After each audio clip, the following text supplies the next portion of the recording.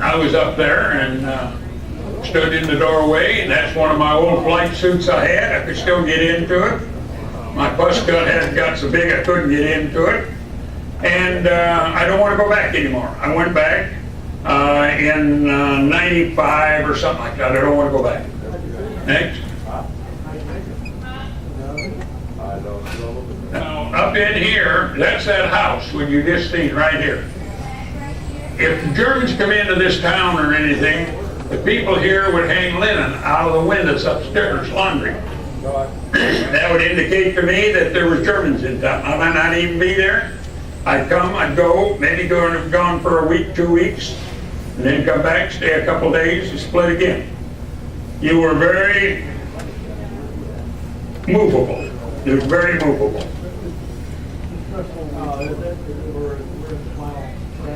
You know, I spoke about putting a person in a hole in the wall. There's the hole in the wall, right there. Crawl in there and they put stones back in it. They say they put a tapestry up. There's a hallway there. The Germans would go down that hall and right there come into here. But they had a shipper robe sitting there and a tapestry. There was a hole on the other side going outside, but nobody could get to it. These houses are built in some of the ungodliest ways. It was probably 100, 200 foot right straight down. But I didn't know daylight from night. Next. That's the old gal that pushed me back in the undergrowth. Were they receptive to you when you went back? What was the reception like when you went back? Excellent, excellent. There's Kathy comes over here. In fact, she was just here real recently, and that's the granddaughter of Pommier. And there's another one coming in to visit my daughter. My daughter keeps up track with him. She goes back over there. They come over here. I don't. I got out of there once. That's good enough for me. And these are the two young French girls that got me up just like that, led me up those stairs, and that's where they cut the flak out. Next.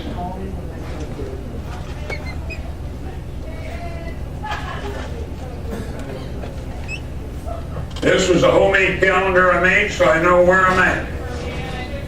And you know what the date is.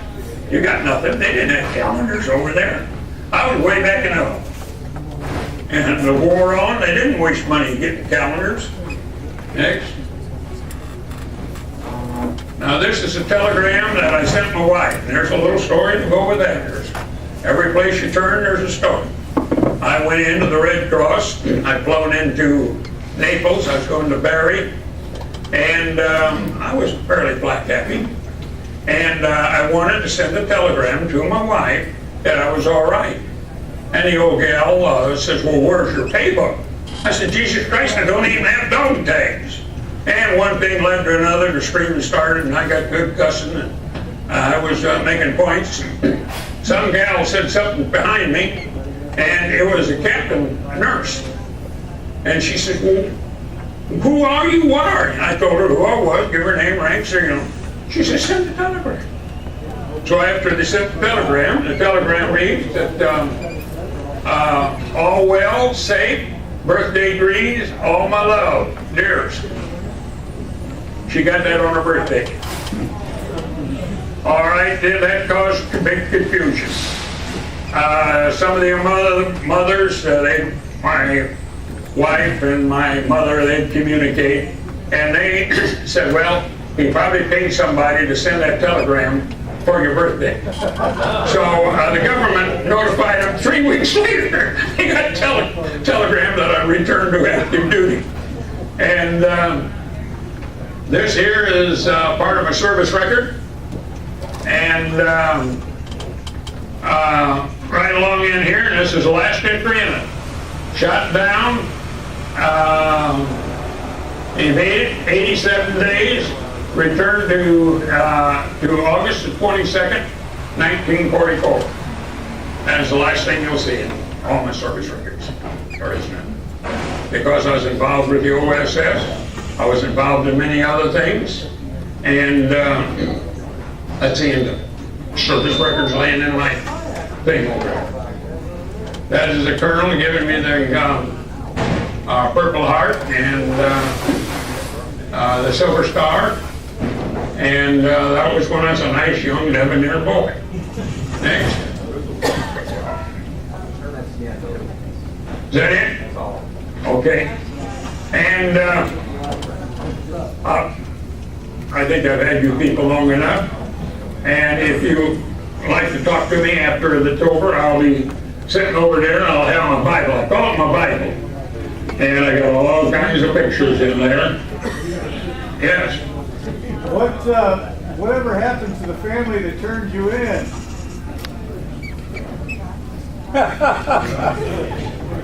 Well, did they live a long, prosperous life?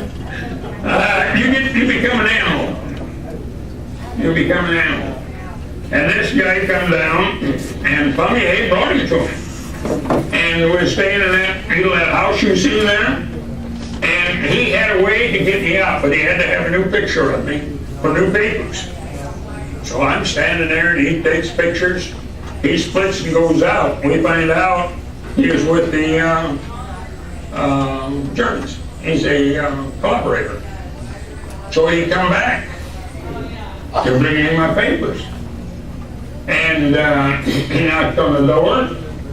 I said, come in. I'm standing there with a 357. As he opened the door, wham, right straight in the face. Now that ended that damn bastard real quick. That's the way you lived. Life meant nothing. Because he was going to kill me, wasn't he? You want to hear the rest of what happened with him? Yeah. The Frenchman couldn't go to work and just take him out 300 or 400 yards, dig a little hole, put him down there. They drug him by his feet for about 2.5 to 3 miles and put his body up in the road so the Germans could find him. And they'd say, we don't want to go back in there anymore. So this stuff all got tied back, and that's the reason that the grenades were carried down in the pants. Any other questions? Yes. OB, can you tell us how they got you out? Huh? How did you get out? How were you extricated? How did you get out? How did you get back? Oh, okay. After they invaded southern France, they were moving back real fast, and I got down there, and they moved by me, the Americans, and then they took me prisoner of war.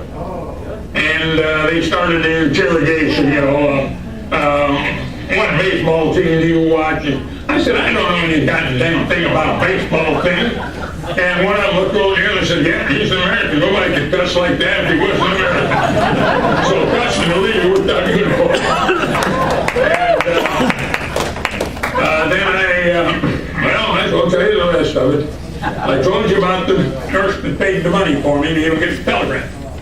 So I went out and she said, where are you going to stay at? And I said, I don't know. I said, I don't worry about it. I said, I'll find out bombed out building or something and I'll stay in there. I got out and she said, well, get in the car with us. And there's 2 more nurses. And I said, what are you going to do? And she said, I want to take you down to the hotel. So she took me down to the Airman's Hotel and going to get in your room. So me being a good boy, I wouldn't get up. She says, get back in the car. So I guess she figured I would do the same thing again in there that I done at the other place. So she went in and got my room, and I went in, went up the room, and the girls come in and they said take a bath, clean up, they're going back out the base, get some food, and they would be there. So hell, I got a shower. That's the first shower I take in 3 months. Billy Goat wouldn't even get near me. And they brought back a set of shorts and a khaki pants, a khaki shirt. Outfit pretty goddamn good. Well, they brought back about 10 nurses. All the nurses wanted to come to this thing, and they brought booze, wine, food, and we're having a great big party right downtown in Italy, and the lights go out. The air raid sirens go on. And then,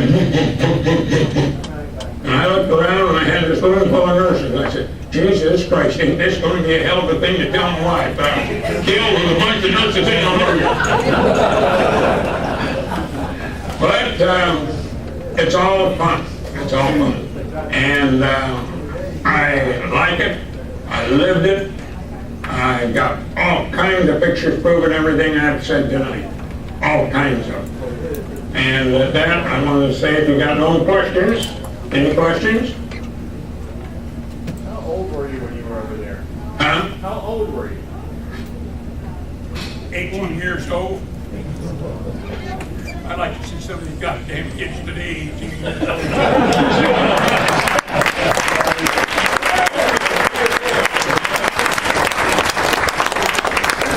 Can you explain only why the smallest guy in the crew was the ball turret gunner? Well, I was a flight engineer, and I should have been flying the top turret.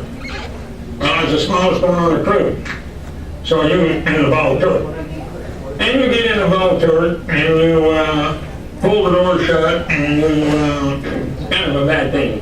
What you wear wool long johns, long underwear, and then you got the wool pants, and then a wool shirt, and then your leather jacket, and a flight suit over that, just gabardine flight suit.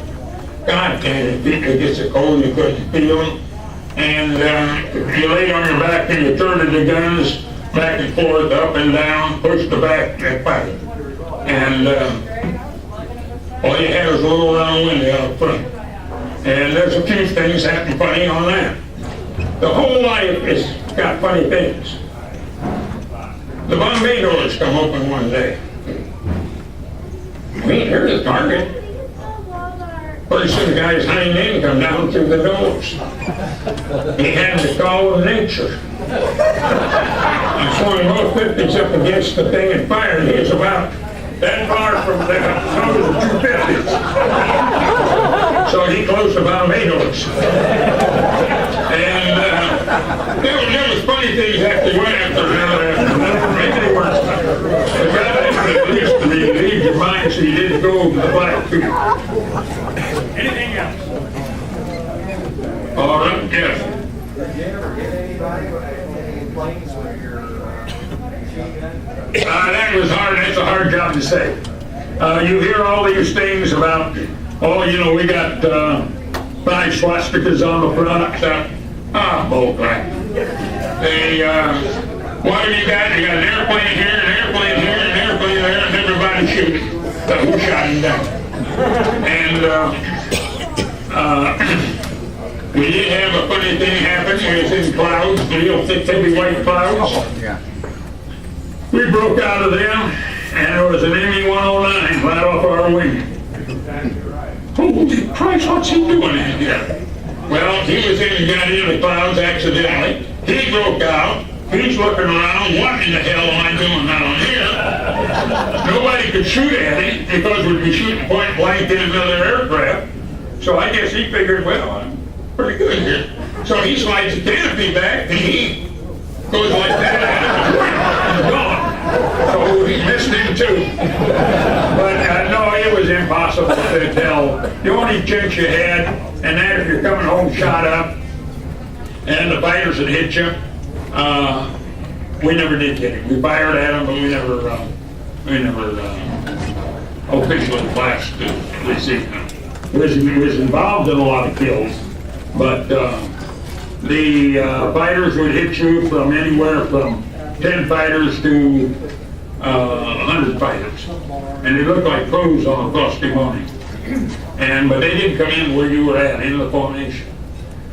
They'd come in real good and feel and go out.